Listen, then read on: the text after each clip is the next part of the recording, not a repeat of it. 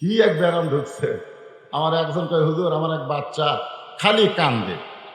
তো বাচ্চা কান্দে, আমি এক পিসাবের কাছে গেলাম, পিসাব পানি ফোড়া দিল, খাওয়ানোর পরে কান্দার বেড়ে গেল। তা আমি মসজিদের ইমামকে বললাম, হুজুর আমার বাচ্চা খালি কান্দে, আমি কি করি? ইমাম সাহেব পানি পড়া দিল, খাইয়া কান্দা আরো বেড়ে গেল। আমি বললাম, এখন খবর কি? কয় কান্দে না। আমি বললাম, কোন পানি পড়া খায়া কি খায়া কান্দা বন্ধ হলো? কয়, হুজুর আমি একটা টাচ মোবাইল কিনে দিছি। আমি একটা টাচ মোবাইল কিনে দিছি, ওই শালার কান্দে না।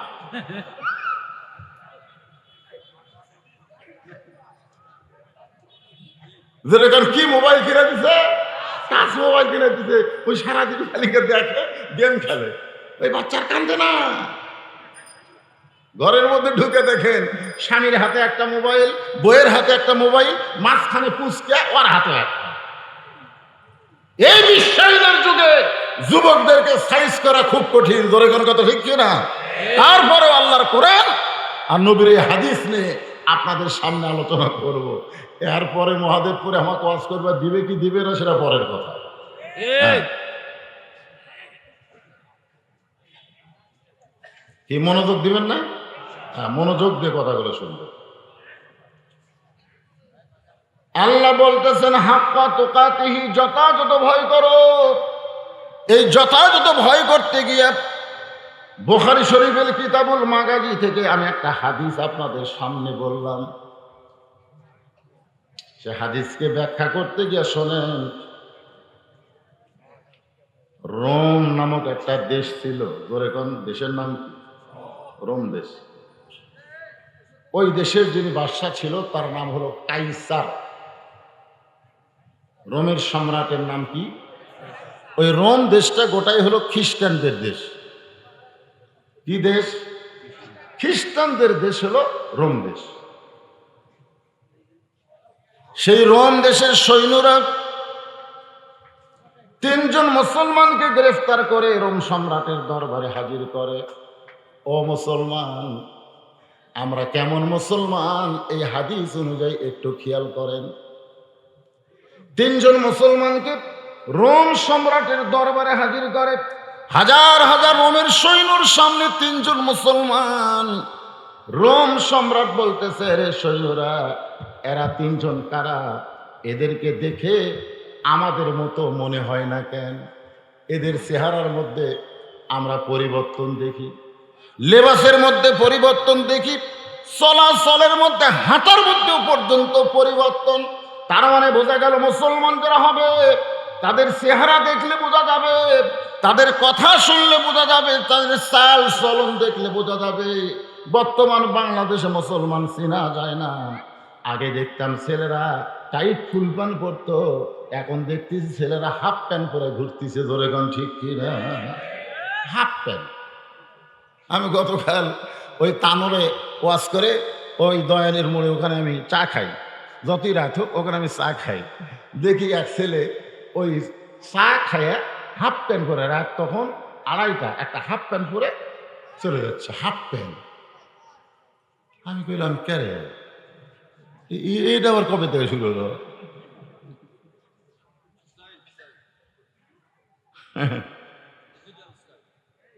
স্টাইল। আপনারা বলতেছেন স্টাইল। মুসলমানের কোন স্টাইল চলবে? জনগণ চলবে? লা তামুতুন্না ইল্লা ওয়া আনতুম মুসলিমুন। মুসলমান না হয়ে মরো না। এটা তোমার চেহারার মধ্যে, কথাবার্তার মধ্যে, এমনকি চলাচলের মাধ্যমেও তোমাকে প্রমাণ করতে হবে। আমল বিল আরকান। জনগণ কথা ঠিক? এটা দিয়ে আমাদের কলিজার বড়ত্ব প্রমাণ করতে পারি। তাহলে যারা দাঁড়িয়ে আছে ওরা কি রোহিঙ্গা? ওরা তো আমাদেরই ভাই। ওই ভাইদের যে বসতে দেওয়ার জন্য আল্লাহর ওয়াস্তে, যার সামনে একটু ফাঁকা ফোঁকা আছে, জমে জমে বসে। কি করবেন, জায়গা ছোট, মানুষ বেশি। আলহামদুলিল্লাহ, আলহামদুলিল্লাহ নাহমাদুহু ওয়া নাস্তাঈনুহু ওয়া নাস্তাগফিরুহু ওয়া নু'মিনু বিহি ওয়া নাতাওয়াক্কালু আলাইহি ونعوذ بالله من شرور أنفسنا ومن سيئات أعمالنا من يهدي الله فلا مضل له ومن يضلله فلا هادي له সকলে জবান খুলে বলেন আশহাদু আল্লা ইলাহা ইল্লাল্লাহু ওয়াহদাহু লা শারীকা লাহু ওয়া আশহাদু আন্না মুহাম্মাদান আবদুহু ওয়া রাসূলুহু الذي أرسل رسوله بالحق بشيرا ونذيرا وداعيا إلى الله بإذنه وسراجا منيرا فقد قال الله تعالى في كلامه المجيد والفرقان الحميد জবান খুলে সকলে পড়েন আউযু বিল্লাহি মিনাশ শাইতানির রাজীম বিসমিল্লাহির রহমানির রহিম ইয়া আইয়ুহাল্লাযীনা আমানু তাকুল্লাহা হাক্কা তুকাতিহি ওয়া লা তামুতুন্না ইল্লা ওয়া আনতুম মুসলিমুন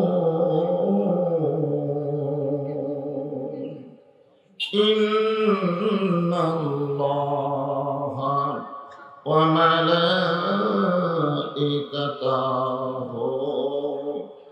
ইসাল্লুনা আলান নাবী ইয়া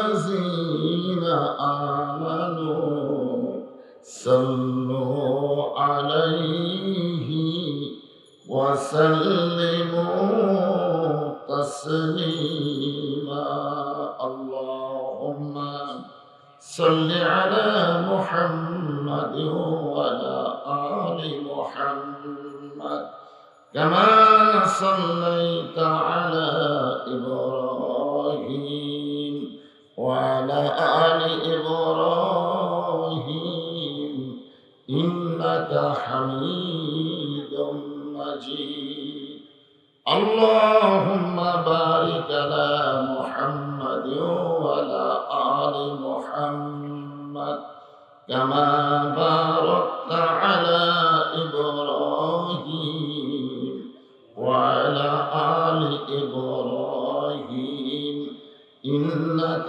حميد مجيد নবীজির পিতা আব্দুল্লাহ নবীজির মাতা আমিনা নবীজির দুদুমা হালিমা নবীজির রওজা মদিনা সাল্লাল্লাহু আলা মুহাম্মাদ সাল্লাল্লাহু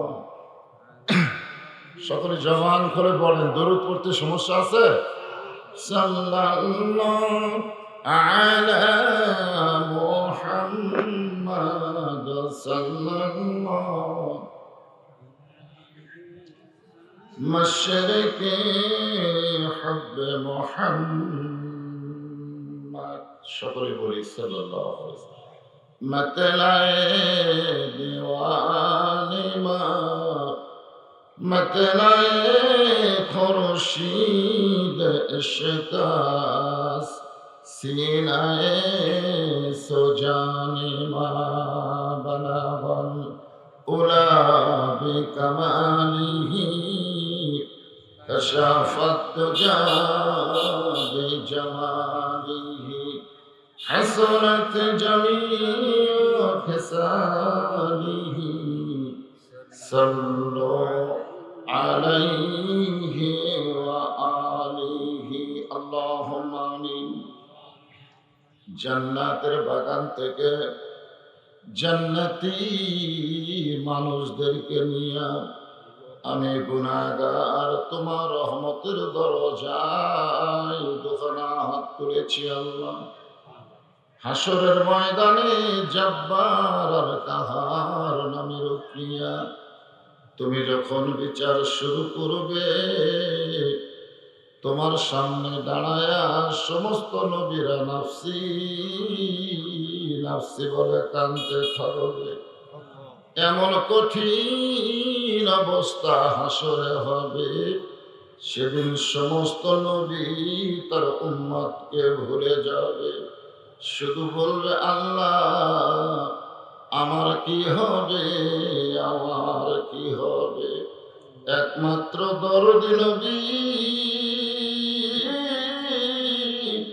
শাফাতের কান্ডারি ইয়া রব্বি হাবলি উম্মতি বলে সেজদায় পড়ে যায়। সেই কঠিন মুসিবতের সময় আজকের এই মাহফিলকে ওসিলা করে আমাদের সবাইকে রাসূলের উম্মতের কাতারে আল্লাহ কবুল করে নিও। সুবহান রাব্বিকা রাব্বিল ইজ্জাতি আম্মা ইয়াসিফুন ওয়া সালামুন আলাল মুরসালিন আলহামদুলিল্লাহি রাব্বিল আলামিন। লা ইলাহা ইল্লাল্লাহ। মোহাব্বতে জবান খুলে লা ইলাহা ইল্লাল্লাহ, লা ইলাহা লা ইলাহা ইল্লাল্লাহ, লা ইলাহা ইল্লাল্লাহ, লা ইলাহা ইল্লাল্লাহ, লা ইলাহা। চাঁদ সূরজ আর গ্রহ তারা আল্লাহ নামের পাগল পারা। চাঁদ সূরজ আর গ্রহ তারা আল্লাহ নামের পাগল পারা। আমার আল্লাহ নামের এতই দয়া, আল্লাহ নামের এতই মায়া, লুকিয়ে রাখছেন হে আল্লাহ জোরে লা ইলাহা ইল্লাল্লাহ। মোহাব্বতে লা ইলাহা লা ইলাহা ইল্লাল্লাহ, লা ইলাহা ইল্লাল্লাহ, লা ইলাহা ইল্লাল্লাহ, লা ইলাহা। যার দিলে আছে আমার আল্লাহর ভয়। কার ভয়? যার মনে আছে আল্লাহর ভয়। আল্লাহ আল্লাহ সব সময় যার দিলে আছে আল্লাহর ভয়, যার মনে আছে আল্লাহর ভয়।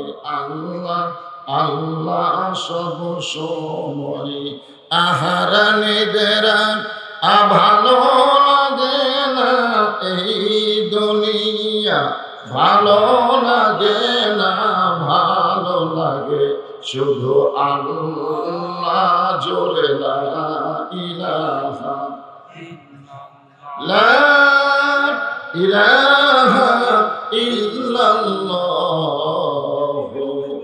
মুহাম্মাদুর রাসূলুল্লাহ।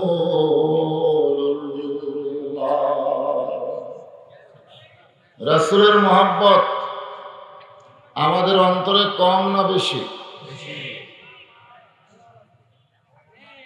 সবাই বলেননি কেমন মহব্বত? আল্লাহ রাসূল বলেছেন লা ইউমিনু আহাদুকুম হাত্তা আকুনা আহাব্বা ইলাইহি মিন নাফসিহি ওয়া ওয়ালিদিহি ওয়ান নাসি আজমাইন। দুনিয়ার সমস্ত মানুষের চাইতে, নিজের সন্তান সন্ততির চাইতে, এমনকি নিজের জীবনের চাইতেও রাসূলকে যদি বেশি মহব্বত করা না হয়, সে প্রকৃত মুমিন হতে পারল না। লা ইউমিনু আহাদুকুম মানে কি? সে এখনো সফল মুমিন হয় নাই। তাহলে আমাদের জীবনকে আমরা বেশি ভালোবাসি না রাসূলকে বাসি? যখনই নবীর নামটা উচ্চারণ হলো, আজকে রবিউল আউয়াল মাসের 12 তারিখ, অন্তত আজকে তারিখের দিকে খেয়াল করেও জবান খুলে সকলে বলা দরকার ছিল সাল্লাল্লাহু আলাইহি ওয়াসাল্লাম। আশেপাশে দেখে কথা হয়, আপনারা কথা বন্ধ করেন আর ভিতরে ঢোকার কেউ চেষ্টা করেন না, কারণ আমি তো উপর থেকে দেখতে পাচ্ছি যেভাবে বসে গেছে, আর ঢোকার চান্স নাই। আপনার যিনি যেখানে আছেন মন চাইলে দাঁড়িয়ে বসুন, কিন্তু কথাবার্তা বলা যাবে না।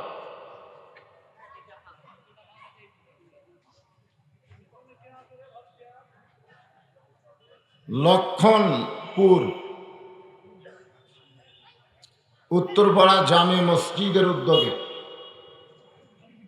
আজকের এই ওয়াজ মাহফিল, তারিখটা যখন আরবিতে 12 তারিখ পড়েছে, তখন সিরাত মাহফিল এর সঙ্গে যোগ করা ভালো ছিল, ঠিক কিনা বলেন? আজকের এই মাহফিলের সম্মানিত সভাপতি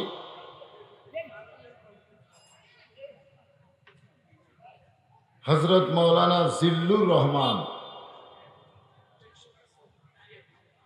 আমার অত্যন্ত মহব্বতের মানুষ। অনেক মাহফিলে আমি বক্তা হই, উনি সভাপতি থাকেন। এবং ওনার যে মাদ্রাসায় চাকরি করেন সেখানেও আমি গত বছর মাহফিল করছি, তার আগেও করছি, আগামী বছর আসবে। আবার ওনার বাড়ির যেই গ্রামে, সেই গ্রামে এবছরও মাহফিল করছি, আবার আগামী বছরও আসবে। আমার ভাই মাওলানা জিল্লুর রহমান অত্যন্ত যোগ্যতা সম্পন্ন একজন আলিমে দ্বীন। আজকের এই মাহফিলের সম্মানিত সভাপতিকে অন্তরের অন্তঃস্থল থেকে আমি শুভেচ্ছা জ্ঞাপন করছি। সম্মানিত প্রধান অতিথি, গণমানুষের জননেতা, আপনাদের সম্মানিত এমপি সাহেব জনাব মোহাম্মদ সলিম উদ্দিন তরফদার, বিশেষ অতিথি জনাব মোহাম্মদ বেলাল উদ্দিন, ইউনিয়ন পরিষদের চেয়ারম্যান, এছাড়াও সহসভাপতি আলহাজ মোহাম্মদ এনামুল হক মঞ্জু, সম্মানিত সুধীজন, সকলকে অন্তরের অন্তঃস্থল থেকে আমি শুভেচ্ছা জ্ঞাপন করছি। সম্মানিত ওলামায়ে কেরাম, আপনারা মানেন বা না মানেন, এ জাতির শ্রেষ্ঠ সন্তান হলো আলেম ওলামা, ঠিক কিনা বলেন? যিনাদের সম্পর্কে আল্লাহ কোরআনে বলেছেন ইন্নামা ইয়াখশাল্লাহ মিন ইবাদিহিল উলামা। আলেমদের বহু বচন হচ্ছে ওলামা। কে বলেছেন? আল্লাহ। জোরে বলেন কে? আল্লাহ। আর রাসূল বলেছেন আল উলামা ওয়ারাসাতুল আম্বিয়া। এ আল্লাহর কোরআন এবং নবীর হাদিস অনুযায়ী আমরা বিশ্বাস করতে পারি এ জাতির শ্রেষ্ঠ সন্তান হলো আলেম ওলামা, ঠিক কিনা বলেন? ঠিক। আপনাদের মাঝে মাঝে অনেক আলেম ওলামা চুপ করে বসে আছে। অনেক আলেম ওলামা আপনাদের মাঝে মাঝে আছে না নাই? আছে, বসে আছে। আবার মাগরিবের নামাজের পর থেকে রাত্রি 9:30 পর্যন্ত অত্যন্ত গুরুত্বপূর্ণ আলোচনা করলেন যে সমস্ত বক্তাগণ, বিশেষ করে আমার ছোট ভাই, অত্যন্ত গুরুত্বপূর্ণ আলোচনা করেছেন আলহাজ মুফতি মৌলানা নাসির বিন আসগর তৈয়বী সাহেব। আলেম ওলামা সহ আজকের মাহফিলের বক্তাগণকে অন্তরের অন্তঃস্থল থেকে আমি শুভেচ্ছা জ্ঞাপন করছি। এই মুহূর্তে আজকের সবচাইতে বড় আকর্ষণ, আমরা অনেকে বলি না প্রধান আকর্ষণ মৌলানা বজলুর রশিদ, এরকম অনেক সময় বলি না। আসলে বক্তা কিন্তু আকর্ষণ নয়, আকর্ষণ হচ্ছে শ্রোতা। যে বক্তার ওয়াজে শ্রোতা বেশি হয়, জনগণ সেই বক্তাকেই খোঁজে, ঠিক কিনা বলেন?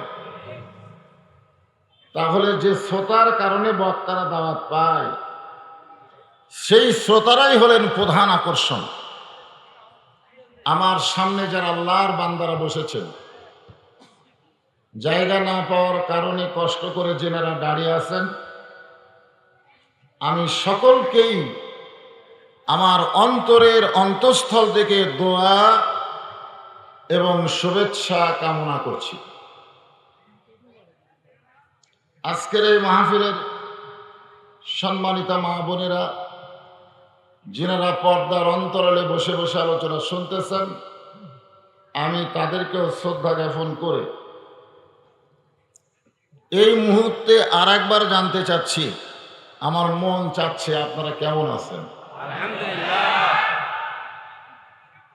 জি হ্যাঁ, কথাটা তো তাই। আমি কেমন আছি এটা 116 জনের ভিতরে।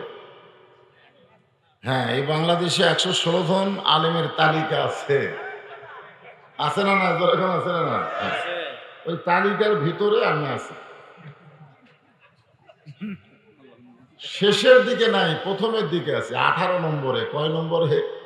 18 নম্বরে আছে। এখন চিন্তা করেন, 90% মুসলমানের দেশে চোর ডাকাতের কোনো তালিকা নাই, দুর্নীতিবাজের কোনো তালিকা নাই, ধর্ষণকারীর কোনো তালিকা নাই, সুদারু ঘোষানোর কোনো তালিকা নাই। তালিকা করছে আলেমদের। ওরকম ঠিক কিনা? তো যখন 18 নম্বরে আছি তখন মনে হয় আলহামদুলিল্লাহ, নাকি? যে আল্লাহ দয়া করে রহম করে আজকের এই জান্নাতের বাগানে আপনাদেরকে কবুল করেছেন। কঠিন গরম, এই যে আশ্বিন মাসের শেষের দিকে, আগে আমরা ছোটবেলায় শুনতাম আশ্বিনে শিনশিন, আশ্বিনে কি, এখন আর শিনশিন না, মনে হয় যে চৈত্র পোশাকের চাইতে গরম বেশি। তবে একটা জিনিস আমি খেয়াল করলাম, আপনাদের এলাকা ভালো, আসার পরে আমি কারেন্ট যাওয়া দেখিনি। হ্যাঁ, খুব ভালো লাগলো। কিন্তু আমার এলাকায় তো কারেন্ট, আমি আমার শ্বশুরকে একদিন বলেছিলাম কারেন্টের খবর কি, বলে তুমিও যা কারেন্টও তাই। আমি কেন, আমার সঙ্গে কারেন্টের তুলনা কেন? বলে তুমি যেমন মাঝে মধ্যে আসো, থাকো না, কারেন্টও মাঝে মধ্যে দেখা যায় কিন্তু থাকে না। কিন্তু আপনাদের এলাকায় মাশাআল্লাহ দীর্ঘ সময় এই কারেন্টটা আছে, আছে না? নাই?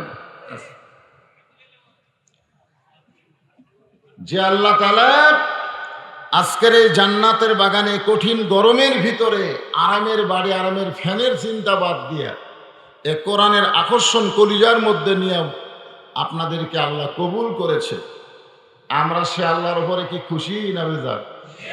তাহলে জবান খুলে সমস্বরে সকলে বলবো রব্বানা লাকাল হামদ হামদান কাসীরান তাইয়িবান মুবারাকান ফীহি। আমরা এমন একজন আল্লাহর প্রশংসা করলাম যে আল্লাহ আমাদেরকে মুসলমান হিসাবে কবুল করেছে। আপনাদের কি বিশ্বাস হয় যে আমরা এই জগতে আসার আগে আর একটা জগতে ছিলাম? এটা কি বিশ্বাস হয়? এটা কি আপনারা জানেন? জানেন না? জানেন না, শুনেছি, ঠিক না? আমরা এমন একটা জগতে ছিলাম যে জগৎকে বলা হয় রুহের জগৎ।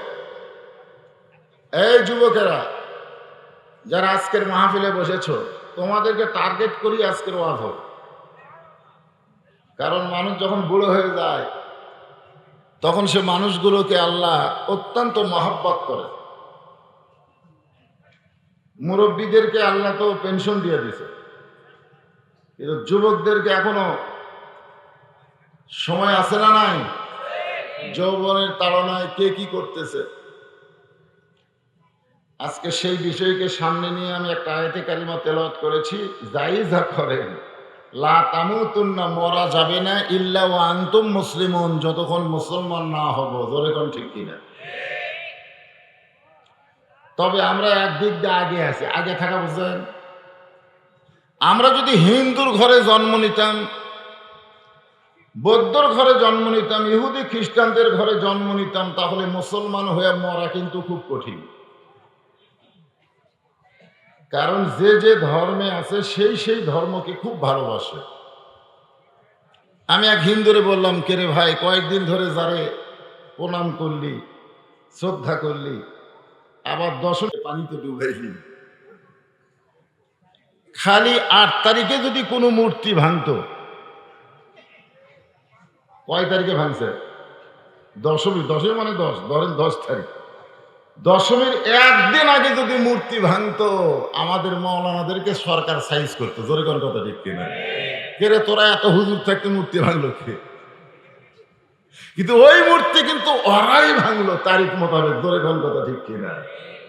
আমি বললাম, কেরে ভাই, এরকম ঘুরে ঘুরে ভাঙ্গার কারণ কি? আমাকে ধর্ম তাই হুজুর, যাকে সম্মান করি তাকে আবার লাগতেই। ওই ধর্মে যদি আমাদের জন্ম হতো, মুসলমান হয়ে মরা আমাদের বড় কঠিন ছিল, কিন্তু আল্লাহ আমাদের সুযোগ করে দিয়েছে। রুহের জগতে আমাদের রুহগুলোকে পছন্দ করে মুসলমানের ঘরে কবুল করেছে।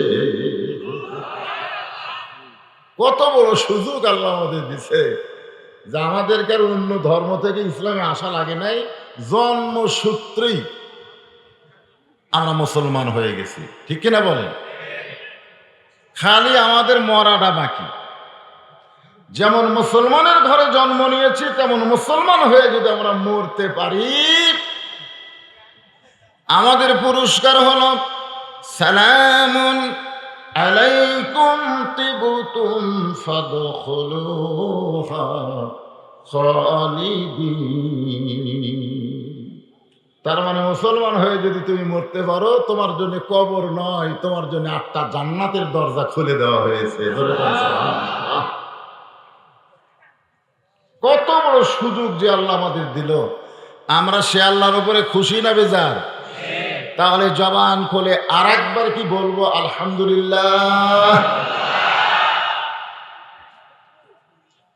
নবীর প্রতি দরুদ পড়েন, নবীরে সালাম করে, ঈদে মিলাদুন নবী পালন করে, মসজিদের ভিতরে আবার মিছিল করে রাস্তার ওপরে। জোরে কোন কথা ঠিক কিনা?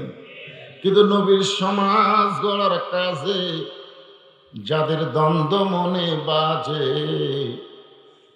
আর যাই হোক, এরা নবীর উম্মত হতে পারে নাই।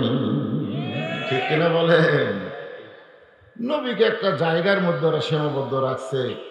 12 রবিউল আউয়াল তারিখ আসলে ওদের মনে হয় নবী প্রেম বেড়ে যায়। অথচ এই বাংলাদেশে নবীর বিরুদ্ধে কত নাস্তিক, কত শয়তান কত কথা বলতেছে, ওদের কোনো প্রতিক্রিয়া দেখা যায় না। জোরে কোন কথা ঠিক কি না?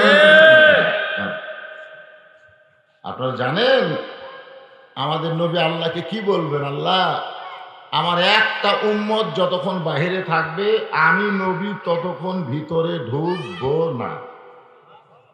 এটা কিসের ভিতর? মাশাআল্লাহ, দেখছেন কি নবী আমরা পাইছি, যেই নবী বলেছেন, আল্লাহ, আমার একটা উম্মত যতক্ষণ জান্নাতের বাহিরে থাকবে ততক্ষণ আমি নবী জান্নাতে ঢুকবো না। আমার সমস্ত মত যখন জান্নাতে ঢুকবে তারপরে আমি নবী জান্নাতে ঢুকবো। এমন নবী পাওয়া ভাগ্যের ব্যাপার। আল্লাহ আমাদেরকে সেই ভাগ্য দিয়েছে যুবকেরা। আজকে সেই নবীর আদর্শকে বাদ দিয়া তোমরা ভিন দেশি আদর্শ, মেসি হয় মেসি, কেউ নেইমার হয়। ছেলেদের চেহারার দিকে তাকালে মনই হয় না, আর কি মঙ্গল গ্রহ থেকে পড়লো নাকি? আমাদের যুবকেরা আমাদের বাংলাদেশে আর্জেন্টিনার পতাকা তুলবে, ব্রাজিলের পতাকা তুলবে, ঠিক কিনা বলে? শুরু হয়ে গেছে এখন থেকে, কারণ নভেম্বর থেকে তো শুরু হবে খেলা, এখন থেকে এর মধ্যে শুরু হয়ে গেছে। হ্যাঁ, আর্জেন্টিনার পক্ষে না ব্রাজিলের পক্ষে? তোমরা জানো মেসিকে প্রশ্ন করা হয়েছিল যে বাংলাদেশে আপনার লক্ষ লক্ষ ভক্ত আছে, মেসি উত্তরে বলেছে বাংলাদেশ কোন জায়গা, আমি তো আজ পর্যন্ত শুনিনি। যার ভক্ত হয়েছেন সে শুনেই নাই।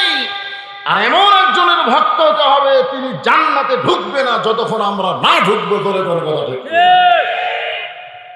তোমরা ব্রাজিলের পতাকা উড়াইও না, তোমরা আর্জেন্টিনার পতাকা উড়াইও না, তোমরা ইসলামের পতাকা উড়ানোর চেষ্টা করো। তোরে কোনো কথা ঠিক কি না? ইসলামের পতাকা। এই 90% মুসলমানের দেশে কোন বিধর্মীর পতাকা উড়বে না, উড়বে কোরআনের কলেমার পতাকা। তোরে কোন কথা ঠিক? যুবক, সময় আর বেশি বাকি নাই, সময় কিন্তু আর বেশি বাকি নাই। এখন থেকে আমাদের সাইজ হওয়া লাগবে। আর সাইজটা কিভাবে হব সেই বিষয়কে সামনে নিয়ে রবিউল আউয়াল তারিখের 12 তারিখে নবী এসেছেন, চলে গেছেন, ঠিক না? ওই যারা ঈদে মিলাদুন নবী করতেছে ওদের একজনকে আমি জিজ্ঞাসা করছিলাম, নবী যে 12 তারিখে দুনিয়াতে এসেছেন তার একটা দলিল দাও, একটা দলিল দাও যে 12 তারিখেই নবী দুনিয়াতে এসেছে, তার নির্ভরযোগ্য একটা দলিল দাও।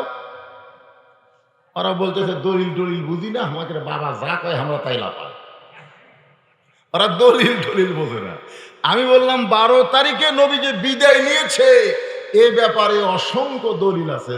সুবহানাল্লাহ। তাহলে তোমরা যে আনন্দ করতেছো, ঈদ করতেছো, এটা বিদায়ের দিনে, নবী বিদায়ের দিনে কোনো উম্মত খুশি হতে পারে না, চোখের পানি নিয়ে কানবে। জোরে কোন কথা ঠিক কিনা? জশ্নে জুলুস করে, ঢোলক দেনা পায়। আমাদের বাংলাদেশে এখন থেকে যুবকেরা যদি এদেরকে প্রতিবাদ না করো, প্রতিহত না করো, একদিন নবীর নাম থাকবে কিন্তু নবীর আদর্শ আমাদের কাছে থাকবে না। জোরে কোন কথা ঠিক কিনা? খালি নবীর নাম নিয়ে থাকলে হবে না তো, নবীর আদর্শ আমাদের গ্রহণ করতে হবে। এ কথা কার? যে নবীর উম্মত হওয়ার জন্য অনেক নবীরা পর্যন্ত আল্লাহর কাছে ফরিয়াদ করেছে, আল্লাহ কোন নবীর ফরিয়াদ কবুল করে নাই। বিনা দরখাস্তে আল্লাহ আমাদের সেই নবীর উম্মত ঘোষণা করলেন। খুশি না বেজার?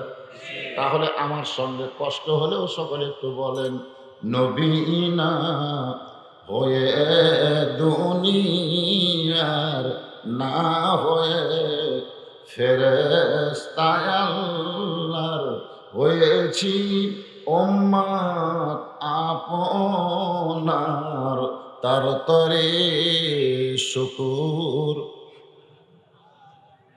এটাকে তালে তুলে হাজারের খাওয়া আছে কেন? এই গজলটা যখন লেখছে তখন মানুষ হাজারের উপরে হিসাবই জানত, এই জন্য 1000 বার কইছে। এই সময় 1000 বার করলে হবে, কারণ হাজারের কোনো খাওয়াই নাই। জোরে কোন কথা ঠিক কি না? এখন বলতে হবে কোটি কোটি বার। জোরে আছেন ঠিক? তার তরে শুকুর কোটি বার আলহামদুলিল্লাহ। সবাই বলেন আলহামদুলিল্লাহ। আল্লাহ আজকের এই মাহফিলে যারা এসেছে, বসেছে, দাঁড়িয়ে আছে, সবাইকে নবীর উম্মত হিসাবে কবুল করো। সকলে বলে আমিন। আল্লাহ বলতেছেন, কুল, হে রাসূল আপনি বলেন, ইন কুনতুম তুহিব্বুনাল্লাহ ফাত্তাবিউনি ইউহিব্বুকুমুল্লাহ ويغفر لكم ذنوبكم والله غفور رحيم। আমরা যে মিলাদ মিলাদ মিলাদ নিয়ে ব্যস্ত হয়ে গেছি। মিলাদ মানে কি? মৌলুদুন। কোরআনে কিন্তু মৌলুদ শব্দ আছে, হুজুর আছে না নাই? মৌলুদ জন্ম, মিলাদ মানে নবীর জন্ম। আপনারা বলেন তো নবীর মিলাদে আবু জেহেল কি বেজার? এক কথা কন, নবীর মিলাদে কি আবু জেহেল বেজার না খুশি? যখন নবী দুনিয়াতে এসেছে কেউ বেজার না। এমন কি যে আবু তালেবের নামে সূরা লাহাব নাজিল হয়েছে, আবু লাহাবের নামে সূরা লাহাব নাজিল হয়েছে।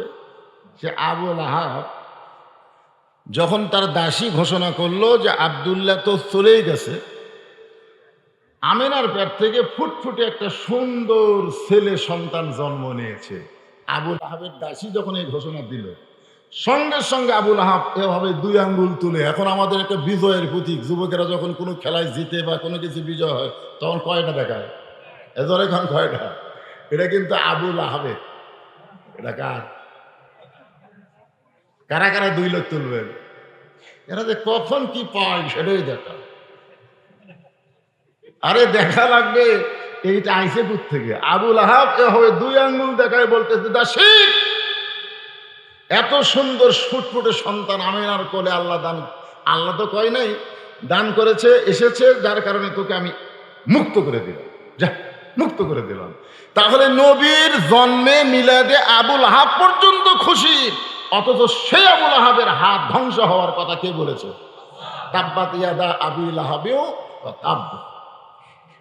তার মানে বোঝা গেল মিলাদে বেজার কেউ ছিল না, কেউ ছিল না। নবীর উপর বেজার শুরু হয়েছে কখন থেকে? কখন থেকে নবীর উপর ওরা বেজার?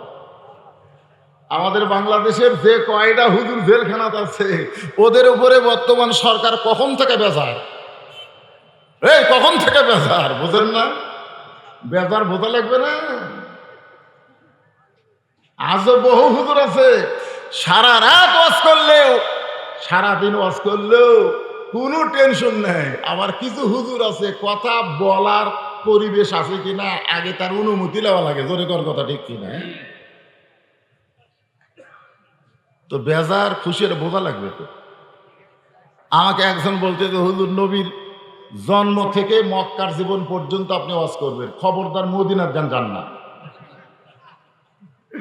কারণ জন্ম থেকে 40 বছর পর্যন্ত সবাই নবীকে আলামিন করছে, জোরে কোন কথা ঠিক কিনা? আর মক্কার 13 বছরে নবী খালি পিটন খাচ্ছে। এই পিটন খাওয়ার ওয়াজ করেন হুজুর, তাইফের ওয়াজ করেন, আমরা কানমু হুজুর। কিন্তু বদরের ওয়াজ করবেন না, খন্দকের ওয়াজ করবেন না, উহুদের ওয়াজ করবেন না, হুনাইনের ওয়াজ করবেন না। কারণ এই সকল ওয়াজে মার খাওয়া না, মার দেওয়া, জোরে কোন কথা ঠিক কিনা? ও মার দেওয়ার কথা তোমরা শুনবা না, খালি মার খাও। হ্যাঁ, আমরা রবিউল আউয়াল তারিখে আমি একেবারে কোরআনের সে আয়াতটাই আপনাদের সামনে আলোচনা করব। আল্লাহ বলতেছেন, ইয়া আইয়ুহাল্লাযীনা আমানু, যারা আমাকে বিশ্বাস স্থাপন করেছো, সবাইকে না, যারা আল্লাহকে বিশ্বাস করে। আমরা কি আল্লাহকে বিশ্বাস করি?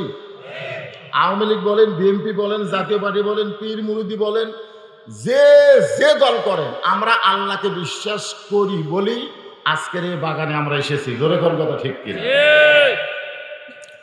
আল্লাহ বললেন আত্তাকুল্লাহ, শুধু বিশ্বাস করলে হবে না, যে আল্লাহকে বিশ্বাস করলে সে আল্লাহকে ভয় করা লাগবে। জোরে কোন কি করা লাগবে?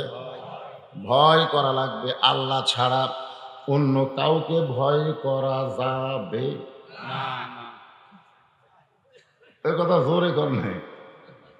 কবরের মধ্যে যখন যাবেন, মান রব্বুকে বলবে না র‍্যাবকে বলবে? আজকে রবের চাইতে মানুষ র‍্যাবের ভয় বেশি করে। আত্তাকুল্লাহ শব্দের তাফসীর পড়েন, কেবলমাত্র শুধুমাত্র আল্লাহর ভয় যার কলিজার মধ্যে থাকবে, দুনিয়ার কোনো কিছুতে তার ভয় আসবে না।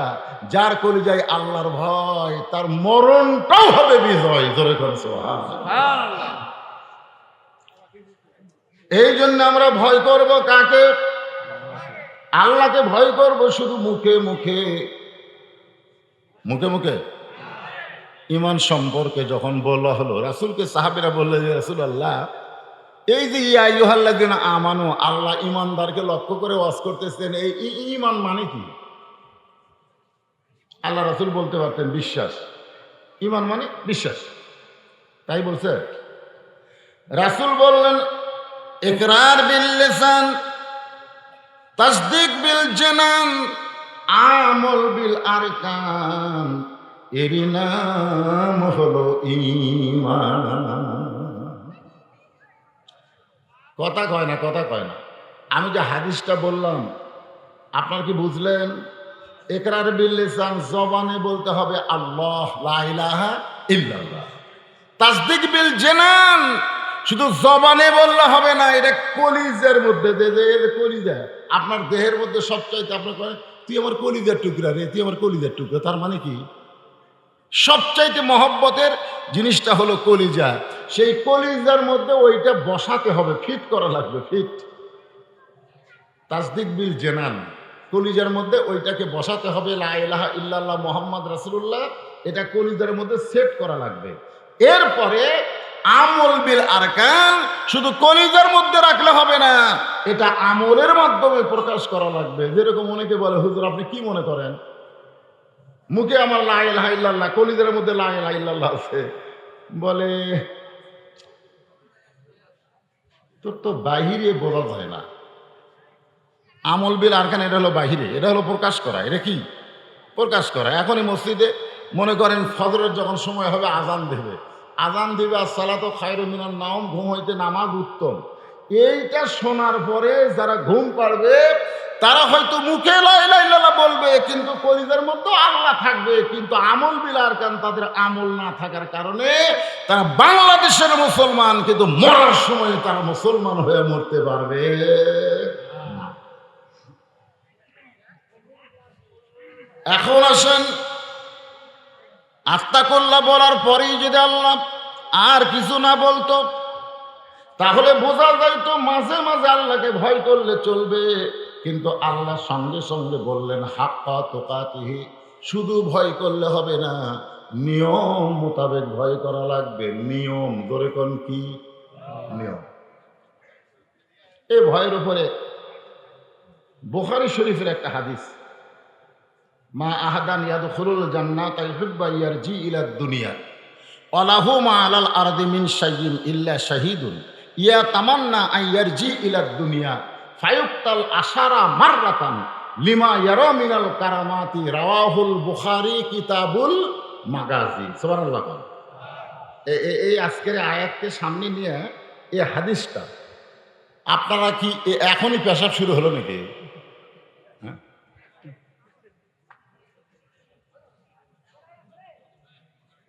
কি না, দুই একটা কেন থাকবে, তারা ভিতরে ঢুকবে কেন? এইরকম দুর্বল পার্টি ভিতরে ঢোকার তো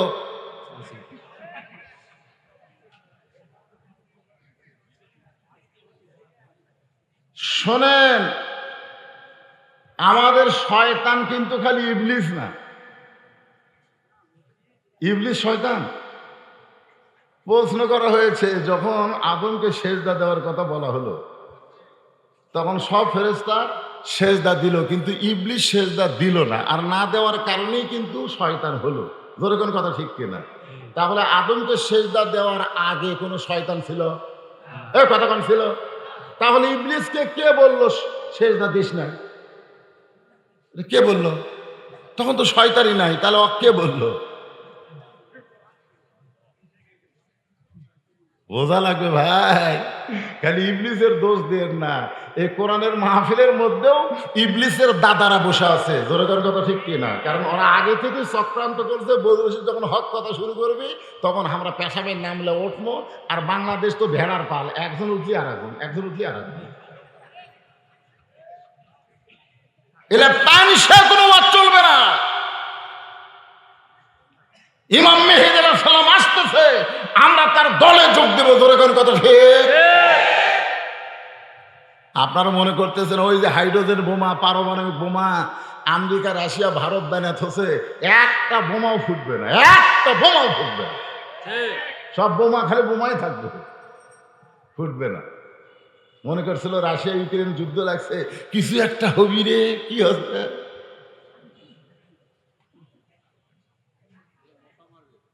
হ্যাঁ, একটু মনোযোগ দিয়ে শোনেন।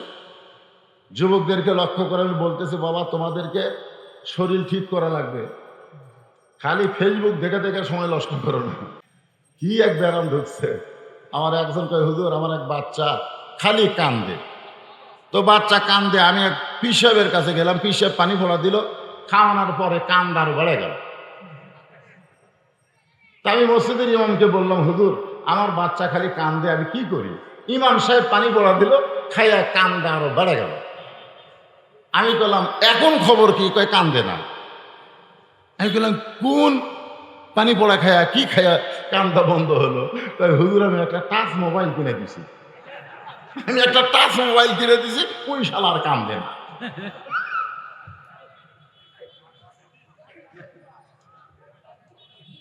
যেরকম কি মোবাইল কিনে দিছে? টাচ মোবাইল কিনে দিছে, ওই সারাদিন খালি দেখে গেম খেলে, ওই বাচ্চার কান্দে না। ঘরের মধ্যে ঢুকে দেখেন স্বামীর হাতে একটা মোবাইল, বইয়ের হাতে একটা মোবাইল, মাঝখানে পুচকে ওর হাতে একটা। এই বিশ্বাসের যুগে যুবকদেরকে সাইজ করা খুব কঠিন, ধরে কোন কথা ঠিক না? তারপরে আল্লাহর কোরআন আর নবীর এই হাদিস নিয়ে আপনাদের সামনে আলোচনা করব। এরপরে মহাদেবপুরে আমাকে ওয়াজ করবে, দিবে কি দিবে না সেটা পরের কথা। হ্যাঁ। কি মনোযোগ দিবেন না? হ্যাঁ, মনোযোগ দিয়ে কথাগুলো শুনবে। আল্লাহ বলতেছেন, হাক্কা তুকাতিহি, যথাযথ ভয় করো। এই যথাযথ ভয় করতে গিয়ে বুখারী শরীফের কিতাবুল মাগাজি থেকে আমি একটা হাদিস আপনাদের সামনে বললাম। সে হাদিসকে ব্যাখ্যা করতে গিয়ে শোনেন, রোম নামক একটা দেশ ছিল। ধরে কোন দেশের নাম কি? রোম দেশ। ওই দেশের যিনি বাদশা ছিল তার নাম হলো কাইসার। রোমের সম্রাটের নাম কি? ওই রোম দেশটা গোটাই হলো খ্রিস্টানদের দেশ। কি দেশ? খ্রিস্টানদের দেশ হলো রোম দেশ। সেই রোম দেশের সৈন্যরা 3 জন মুসলমানকে গ্রেফতার করে রোম সম্রাটের দরবারে হাজির করে। ও মুসলমান, আমরা কেমন মুসলমান এই হাদিস অনুযায়ী একটু খেয়াল করেন। 3 জন মুসলমানকে রোম সম্রাটের দরবারে হাজির করে। হাজার হাজার রোমের সৈন্যর সামনে 3 জন মুসলমান।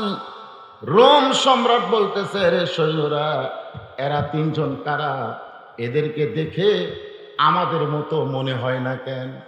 এদের চেহারার মধ্যে আমরা পরিবর্তন দেখি, লেবাসের মধ্যে পরিবর্তন দেখি, চলাচলের মধ্যে, হাঁটার মধ্যেও পর্যন্ত পরিবর্তন। তার মানে বোঝা গেল মুসলমান যারা হবে তাদের চেহারা দেখলে বোঝা যাবে, তাদের কথা শুনলে বোঝা যাবে, তাদের চাল চলন দেখলে বোঝা যাবে। বর্তমান বাংলাদেশে মুসলমান চেনা যায় না। আগে দেখতাম ছেলেরা টাইট ফুল প্যান্ট পরতো, এখন দেখতেছি ছেলেরা হাফ প্যান্ট পরে ঘুরতেছে। ধরে কোন ঠিক কিনা? Half pant. আমি গতকাল ওই তানোরে ওয়াজ করে ওই দয়ালের মোড়ে ওখানে আমি চা খাই, যতই রাত হোক ওখানে আমি চা খাই। দেখি এক ছেলে ওই চা খাইয়া হাফ প্যান্ট পরে, রাত তখন 2:30, একটা হাফ প্যান্ট পরে চলে যাচ্ছে, হাফ প্যান্ট। আমি কইলাম, কে রে, এটা আবার কবে থেকে শুরু হলো?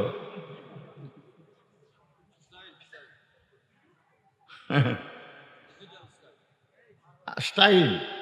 আপনারা বলতেছেন স্টাইল। মুসলমানের কোন স্টাইল চলবে? যখন চলবে, লা তামুতুন্না ইল্লা ওয়া আনতুম মুসলিমুন, মুসলমান না হয়ে মরো না। এটা তোমার চেহারার মধ্যে, কথাবার্তার মধ্যে, এমনকি চলাচলের মাধ্যমে তোমাকে প্রমাণ করতে হবে। আমল বিল আরকান। যখন কথা ঠিক। রোম সম্রাট কাইসার তো খ্রিস্টান। এখন বলতেছে এই 3 জন কারা? সৈন্যগুলো বলতেছে, এদেরকে আমাদের সন্দেহ হয়েছে বলে আপনার দরবারে ধরে আনছি। এখন আপনি জিজ্ঞাসা করেন, রোম সম্রাট বললেন তোমরা কারা, তোমাদের পরিচয় কি? সঙ্গে সঙ্গে তিনজন মুসলমান তাদের পরিচয় দেওয়া শুরু করলো। মিল্লাতা আবিকুম ইব্রাহিম ওয়া সাম্মাকুমুল মুসলিমিন। হাজার হাজার খ্রিস্টানের মধ্যে তিনটা মুসলমান। কয়জন? অস্ত্র মস্ত্র কিছু নাই, সবচাইতে বড় অস্ত্রের নাম হলো ঈমান। ধরে কোন কথা ঠিক কিনা? কি বলতেছে? বলতেছে তোমাদের পরিচয় কি? সঙ্গে সঙ্গে তারা বলতেছে আমাদের জাতির পিতা হযরত ইব্রাহিম আমাদের নাম রেখেছে মুসলমান। পারবেন পরিচয় দিতে? পারবে? আইনমন্ত্রী আনিসুর রহমান দুর্গা পূজা উদ্বোধন করবে যায় বলতেছে তোমরা যখন তোমাকে ভগবানের সাথে কিছু বলবা আমার কথা একটু বলো, আমার কথা একটু বলো। নাম তো আনিসুর রহমান। ইয়াকা নাবুদু ওয়া ইয়াকা নাস্তাইন। ওদের ভগবানের কাছে যাওয়া লাগবে না, আমাদের চাওয়ার জন্য আমাদের আল্লাহ আছে। জোরে জোরে কথা ঠিক। আর ওবায়দুল কাদের যে কি করলো ভাই, যেটা ওয়াজের মাহফিলে বলা সম্ভব। হ্যাঁ, হিন্দুর এক পুরোহিত পেপারে উল্লেখ করলো মুসলমানের অত্যাচারে আমরা ঠিক মতো আমাদের দেবতাকে পূজা করতে পারিনি, মুসলমানের ভিড় এত বেশি। তোমরা যারা পূজার মণ্ডপে গেছো, পূজার মেলায় গেছো, তওবা না করলে তোমরা মুসলমান নাই, বেঈমান হয়ে গেছো। জোরে কোন কথা ঠিক? খালি মুসলমানের ঘরে জন্ম নিলে হবে না বাজান। আল্লাহ বলেছে মরিস না রে, মুসলমান না হয়ে মরিস না। রোম সম্রাট কাইজার সিংহাসন থেকে লাফ দেওয়া উঠছে, সিংহাসন থেকে লাফ দেওয়া উঠছে। তিনজন মুসলমান যখন তাদের পরিচয় দিছে, কথার দিকে খেয়াল করে, সিংহাসন থেকে লাফ দিয়ে উঠছে যে এতগুলো সৈন্যের মধ্যে রোমের রাজ দরবারে রাজার সামনে এদের এত সাহস কেমনে হলো যে মুসলমান বলে পরিচয় দিল, অথচ মুসলমান হলো খ্রিস্টানদের এক নম্বর কি? আরো জোরে জোরসে বলেন। অনেকে চাই আছে এবার আমেরিকা যদি ঠিক মতো নজরদারি করে তাহলে বাংলাদেশে ভোট সুষ্ঠু হবে। নজরদারি কে করবি? আমেরিকা। হ্যাঁ, আরে কথা পরে, আমি সরকারের কথা বুঝাচ্ছি না, আমি বুঝাচ্ছি কি আগে মনোযোগ দেওয়া সরে। আর একজন মন্ত্রী কইছে যে আমি ভারতে যাই কইছি এই বর্তমান সরকারকেই আবার ক্ষমতা থাকা লাগবে। ভারত যদি আমাদের দিকে লক্ষ্য করে তাহলে আর কোনো টেনশন নাই। আপনারা বলেন আমেরিকার নজর আছে, ভারতের লক্ষ্য আছে, ঈমান নাই রে মুসলমান। আমরা আমেরিকা ভারতের দিকে তাকাই না, আমরা তাকাই আছি আল্লাহর দিকে। ধরে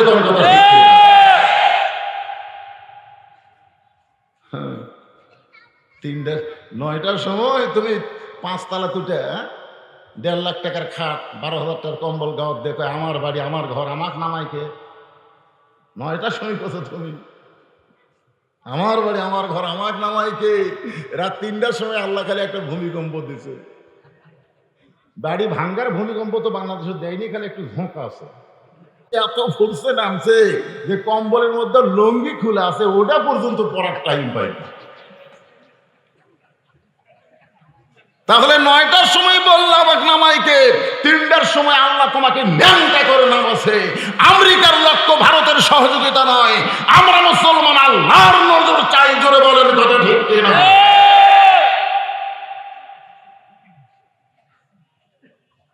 রোম সম্রাট খাড়া হয়ে গেছে, দাঁড়ায় বলতেছে তোমাদের কি কোনো ভয় ডর নাই? এই ভাই মাঝে মধ্যে এরকম করিস না রে, কাঁপাস করে, কি হয় তোরা?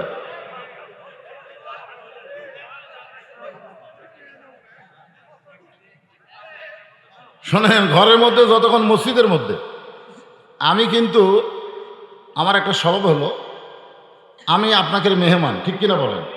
মেহমান না? তা আমি যখন গাড়ির থেকে নামছি, নামার পর জিজ্ঞাসা করলাম, তখন তো মাগরিবের পরে আছি আমি, তো ভাই কোথায় নিয়ে যাবেন? তো হচ্ছে মসজিদে। আসলে নামাজের সময় তো মানুষ মসজিদে যায়, আজান দেওয়ার আগে শুধু একমাত্র মুয়াজ্জিন মসজিদে ঢুকবে, আজান দেওয়ার আগে কোনো মুসল্লি মসজিদে ঢুকতে পারবে না।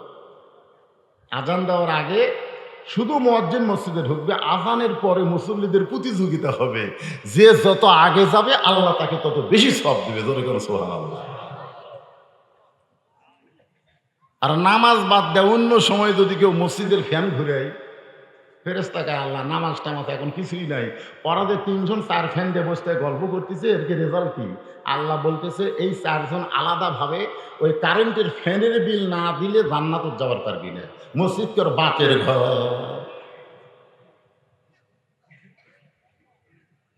তো এতগুলো বাইতুল ইনসান থাকতে বাইতুল্লাহ আল্লাহর ঘরের মধ্যে আমার ঢুকালেন। ঢুকানোর পর থেকে একটা সেকেন্ড আমার বালুস দিছে দুটো, মাথা ঠেকাবার দেয়নি, কোনে যে ঠেকামো সে বুদ্ধি ভর হয়নি। না হলেও 30টা দাওয়াত আছে যে হুজুর আমাকে দাওয়াত দেওয়া লাগবে, একটা দাওয়াত লিয়ার পারিনি। আজকে ওয়াজ করতে যে ভাই এই কালো মানুষ দিকে টাকা থাকরে, ভাই টাকা থাকরে,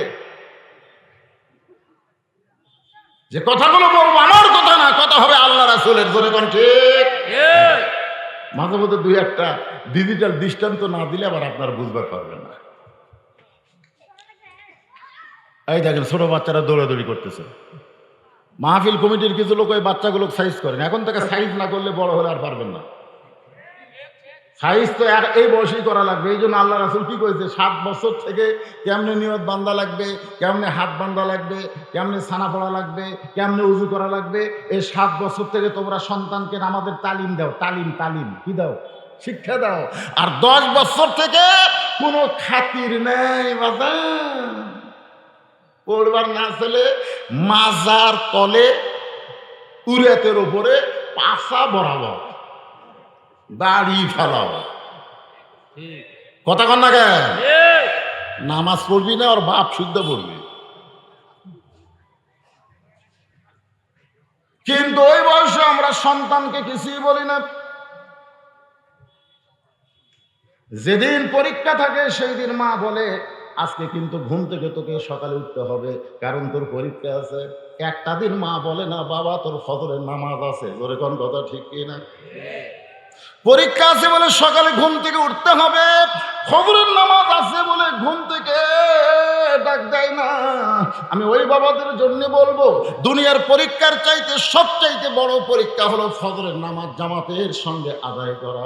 তুমি যদি তোমার সন্তানকে জামাতে নিয়ে যাওয়া পারো, তোমার সন্তান কোরআনের মাহফিলের আশেপাশে ঘুরঘুর করবে না। এ যেগুলো ঘুরতেছে,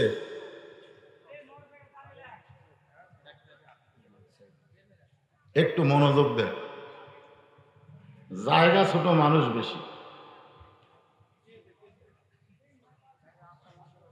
রোম সম্রাট কাইসার বললেন